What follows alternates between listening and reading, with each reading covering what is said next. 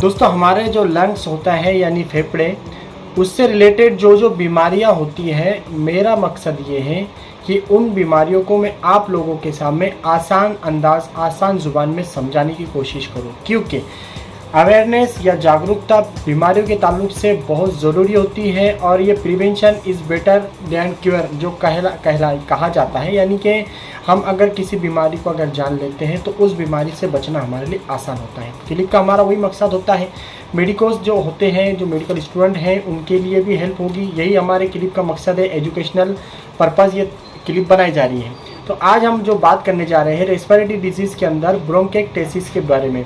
ये एक तरह की बीमारी होती है दोस्तों, एक तरह का फेफड़े की प्रॉब्लम होती है दोस्तों। आज इस क्लिप के माध्यम से आप बहुत ही आसान अंदाज में जानेंगे इस बीमारी के बारे में, इसलिए हमारे इस क्लिप को जो है लाइक ज़रूर करें, चैनल को सब्सक्राइब करें। दोस्तों ब्रोंकाइटिस, जैसे कि नाम पे अगर आप गौर करेंगे तो ब्रोंकाई, ब्रोंक्योल इसी से मिलता जुलता है, और टेसिस जो आगे लगा है ब्रोंकाइटिस यानी कि डायलिटेशन, यानी permanent dilatation of bronchi are called bronchitis. ये बहुत ही सिंपल अंदाज में मैंने डेफिनेशन बताया हो आपके सामने, लेकिन इसको हम और अच्छे से समझने की कोशिश करेंगे दोस्तों। तो आप आसान जुबान में इस तरह समझ सकते हैं कि जो एयर पैसेज होता है, जो जिसको ट्रेकिया के बाद जो डिवाइड हो जाता है दोनों लंग्स के अंदर, प्राइमरी, सेकेंडरी, टर्शरी में जो ब्रोंकियल जो है यानी जो हमारे एयर का पैसेज होता है, इस वजह से दोस्तों इन्फेक्शन सबसे पहले, फिर ऑब्स्ट्रक्शन होता है, ऑब्स्ट्रक्शन के बाद जो है दोस्तों वहाँ पर डायलिटेशन हो जाता है, परमानेंट डायलिटेशन हो जाता है। तो ब्रोंकाइटिस जो इससे पहले आप लोगों को मैंने बताया था, और यह है ब्रोंकाइटिस। दोनों के अंदर डिफरेंस ये है दोस्तों, याद रखने की बहुत ही ज़रूरत है कि दोनों में डिफरेंस ये है कि ब्रोंकाइटिस जो है ये एक टेम्पररी है और जिसको रिवर्सिबल है, यानी कि जिसका ट्रीटमेंट अगर कर लिया जाता है तो वो अच्छी हो जाती है। लेकिन ब्रोंकाइटिस जो है ये इरिवर्सिबल है, परमानेंट डायलिटेशन होता है। दोस्तों ये ब्रोंकाइटिस, ये तीन इसके टाइप्स होते हैं। एक होता है सिलेंड्रिकल, एक होता है सेकुलर, और एक तीसरा होता है सिस्टिक। सिलेंड्रिकल और सेकुलर के अंदर ये जो है माइल्ड और थोड़े मॉडरेट स्टेज में होता है जो डायलिटेशन हुआ है, लेकिन जो थर्ड है सिस्टिक, उसके अंदर मोस्ट सीवियर फॉर्म में डायलिटेशन होता है।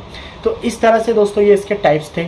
अब बात करूंगा दोस्तों, मैं आप लोगों को बताऊंगा कि ये बीमारी किस तरह हो जाती है। ये बीमारी यानी ब्रोंकाइटिस जो है, इसकी एटियोलॉजी, ये प्रॉब्लम क्यों हो जाती है। तो याद रहिए दोस्तों, ये बीमारी जो है एक तो कंजेनाइटल यानी कि पैदाइशी हो सकती है, या फिर एक्वायर्ड यानी कि किसी इन्फेक्शन से या किसी और प्रॉब्लम से ये लाहक हो जाती है, जिसको हम लोग एक्वायर्ड कहते हैं। मोस्ट जो है सिस्टिक फाइब्रोसिस है। इसके अंदर क्या होता है, सिंपल अंदाज में दोस्तों मैं बता दूं आपको, जो ग्लैंड्स होते हैं वो डैमेज हो जाते हैं, जिसकी वजह से जो सिक्रेशन है, जाहिर सी बात है वो डिस्टर्ब होने वाला है। तो एक्सेसिव जो है सिक्रेशन होगा, यानी म्यूकस जो है बहुत ज़्यादा सिक्रेशन होगा। इसके साथ ही दोस्तों इम्यूनो डेफिशिएंसी की वजह से भी हो सकता है, जैसे कि अल्फ़ा-1 एंटीट्रिप्सिन डेफिशिएंसी है, और साथ ही रेमेटॉइड आर्थराइटिस है, ऑटोइम्यून डिजीज़ के अंदर गाउट है, या फिर जो इस तरह की जो HIV रिलेटेड जो प्रॉब्लम है, कैंसर है, जो इस तरह की जो बीमारियां होती हैं उसकी वजह से भी ये प्रॉब्लम,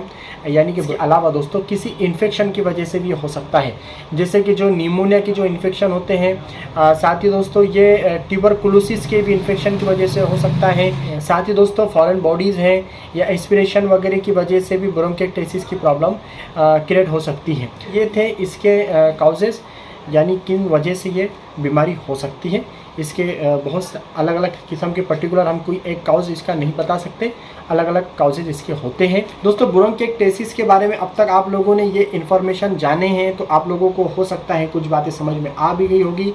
तो अब बहुत जानना ज़रूरी है हमारे लिए कि लक्षण क्या दिखाई देंगे। दोस्तों जनरली इसको जो है एक्सपर्ट का मानना है, जो चेस्ट फिजिशियन होते हैं उनका मानना है कि ट्यूबरकुलोसिस से इसको डिफरेंशिएट किया जा सकता है।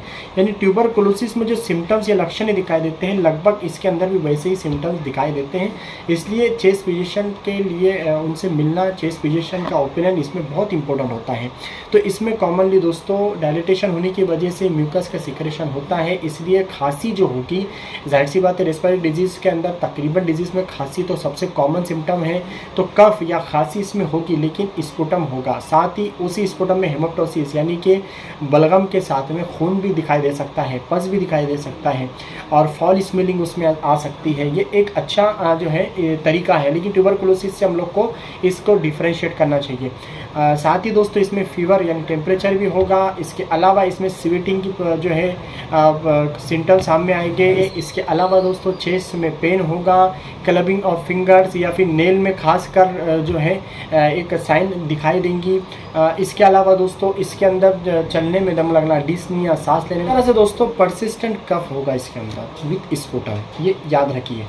अब बात करते हैं दोस्तों हम इसका डायग्नोसिस कैसे होता है। दोस्तों डायग्नोसिस के अंदर सबसे इम्पोर्टेंट बात याद रखिए, आपको इस तरह की कोई लक्षण है, कुछ अलामतें, इस तरह की कुछ प्रॉब्लम आपको आई है, तो आपको चाहिए कि सिर्फ और सिर्फ इसके ताल्लुक से चेस्ट फिजिशियन यानी जो छाती के या फेफड़ों के जो स्पेशलिस्ट डॉक्टर होते हैं उनसे आप मिले, ताकि आपको सही रहनुमाई हो, आपका सही वक्त पे इलाज हो।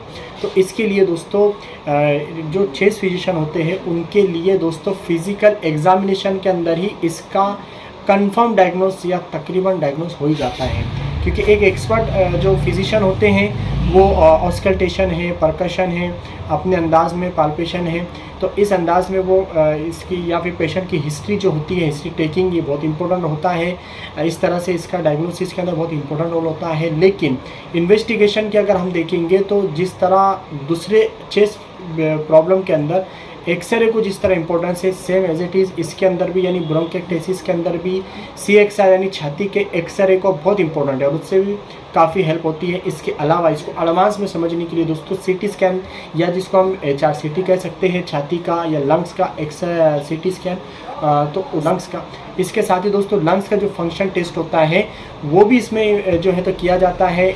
स्पुटम की भी जांच की जा सकती है, ब्लड की इन्वेस्टिगेशन इसमें होती है, ब्लड के अंदर जो स्वेलिंग है या फिर इन्फ्लामेशन है, इन्फेक्शन है, जैसे कि ESR है वो इंक्रीज़ दिखेगा, WBC इंक्रीज़ मिलेगा, CRP अगर हम करते हैं वो इंक्रीज़ मिलेगा क्योंकि इन्फ्लामेशन की वजह से वो बढ़ा हुआ मिलेगा। तो इस तरह की ये कुछ इसमें जो है तो जांचें थी दोस्तों जो मैंने आपको बताया। अब जानेंगे दोस्तों इसका ट्रीटमेंट कैसे होता है। तो दोस्तों याद रखिए इसका जो लाइन ऑफ ट्रीटमेंट है बिल्कुल कंजर्वेटिव भी होता है, सर्जरी की भी नौबत आती है इसके अंदर। तो कंजर्वेटिव के अंदर दोस्तों एंटीबायोटिक का इसमें रोल होता है। इसके साथ ही दोस्तों जो म्यूकस जमा हो चुका है, म्यूकस के अंदर म्यूकस को बाहर निकालने के अंदर, उसको गलाकर बाहर निकालने में हेल्प करने वाली मेडिकेशन जिसको हम लोग म्यूकोलाइटिक या एक्सपेक्टोरेंट मेडिकेशंस कहते हैं वो इसमें इस्तेमाल की जाती है। ब्रोंकोडायलेटर मेडिकेशन इसमें इस्तेमाल की जाती है। एंटीबायोटिक के साथ में दोस्तों एंटीफंगल है समटाइम्स। इसके साथ ही दोस्तों इसके अंदर जो सिम्टम्स दूसरे नज़र आएंगे उसके मुताबिक इसमें ट्रीटमेंट होता है। फिजियोथेरेपी भी दोस्तों इसमें बहुत इंपॉर्टेंट होती है। साथ ही दोस्तों इसमें इनहेलर्स वगैरह का इस्तेमाल होता है और ऑक्सीजन थेरेपी का भी इसमें यूज़ होता है। सर्जरी की भी इसमें नौबत आ सकती है। तो दोस्तों ये था ब्रोंकेक्टेसिस के बारे में अहम जानकारी, आप लोगों को आई होप के समझ में आ गया होगा। तो इस क्लिप को लाइक ज़रूर करें, चैनल को सब्सक्राइब करें। Thank you very much.